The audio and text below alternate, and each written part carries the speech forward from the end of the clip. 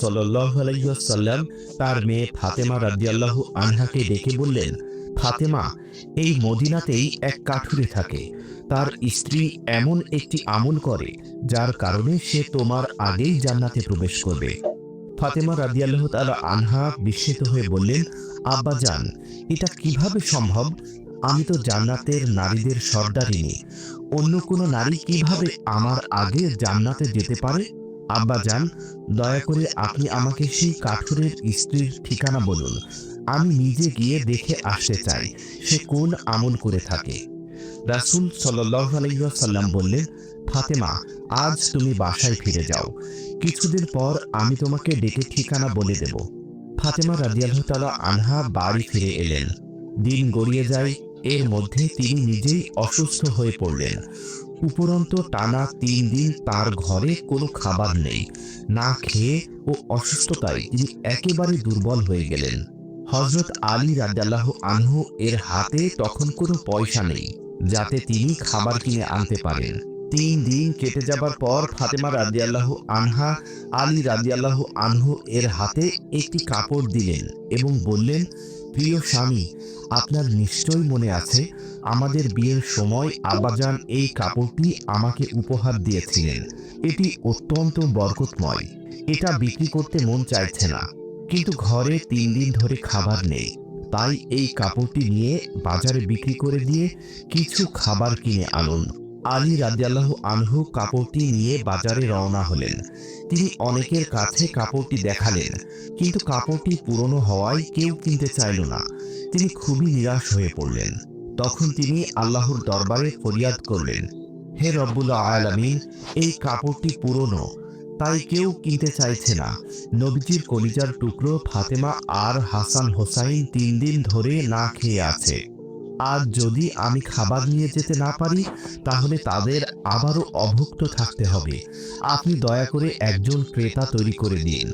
আলীর এই দোয়ার পরপরই একজন লোক এসে বলল, আলী, কাপড়টি বিক্রি করেছ?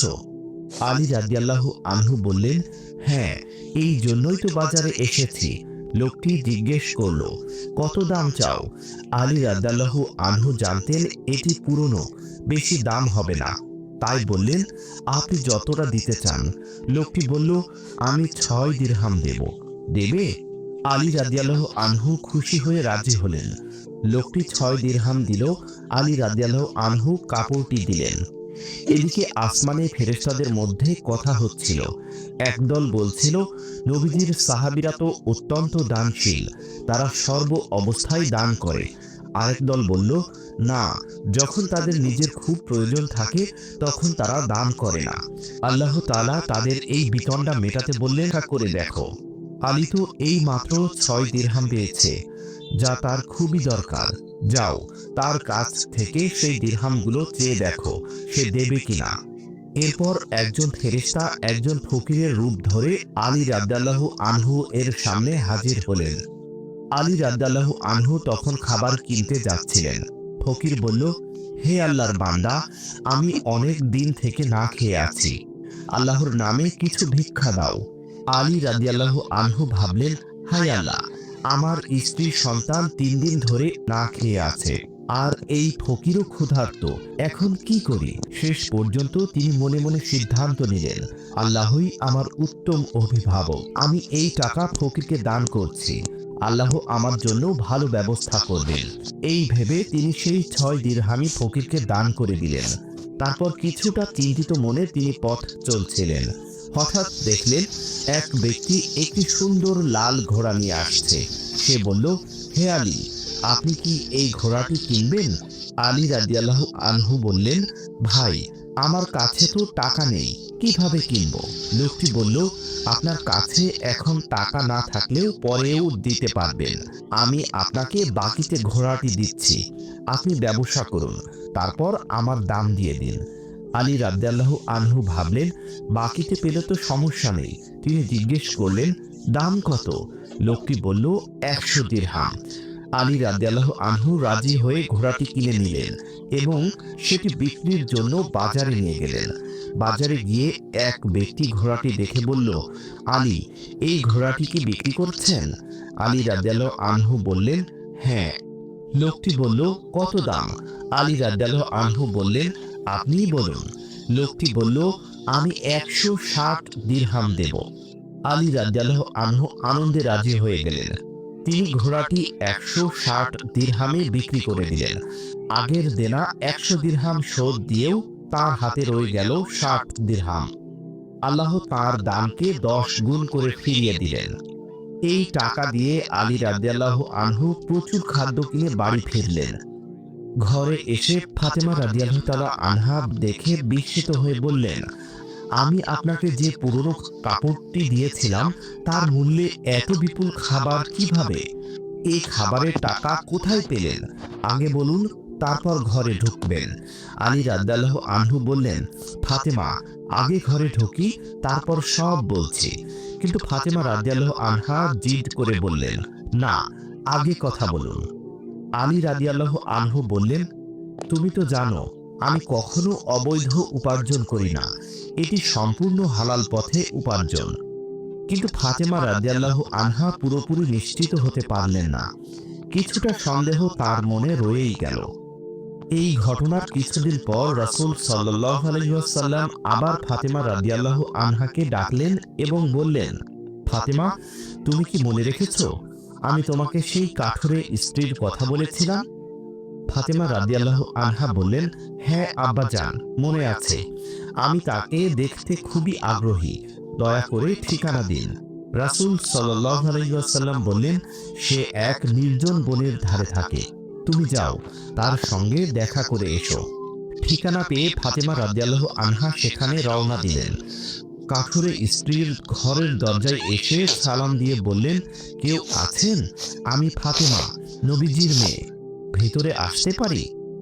ভিতর থেকে তার স্ত্রী বলল, হে আল্লাহর নবীর মেয়ে, আপনার আগমনে আমি ধন্য, কিন্তু এটা আমার স্বামীর ঘর, তার অনুমতি ছাড়া আমি কাউকে ভিতরে ঢুকতে দিতে পারি না। দয়া করে আপনি আগামীকাল আসবেন, আমি তার কাছ থেকে অনুমতি নিয়ে রাখব। ফাতেমা রাদিয়াল্লাহু আনহা ফিরে এলেন। পরের দিন তিনি যখন আবার যাবেন, তখন তার বড় ছেলে হাসান রাদিয়াল্লাহু আনহু জড়িয়ে ধরে বললেন, আম্মা, আপনি কাল কোথায় গিয়েছিলেন? আমাকেও সাথে নিন। ফাতেমা রাদিয়াল্লাহু আনহা হাসানকে নিয়ে আবার গেলেন। দরজায় এসে বললেন, আমি ফাতেমা, আর সঙ্গে আমার ছেলে হাসান রয়েছেন। ভিতর থেকে সেই নারী বলল, হে নবীজির মেয়ে, আপনার জন্য অনুমতি নিয়েছি, কিন্তু আপনার সন্তানের জন্য নেইনি। দয়া করে আগামীকাল আবার আসবেন, তার জন্যও অনুমতি নিয়ে রাখব। ফাতেমা রাদিয়াল্লাহু আনহা আবার ফিরে এলেন। তৃতীয় দিন যখন যাবেন, তখন ছোট ছেলে হুসাইন রাদিয়াল্লাহু আনহু ওর সাথে যেতে চাইলেন। তিনজনেই গেলেন।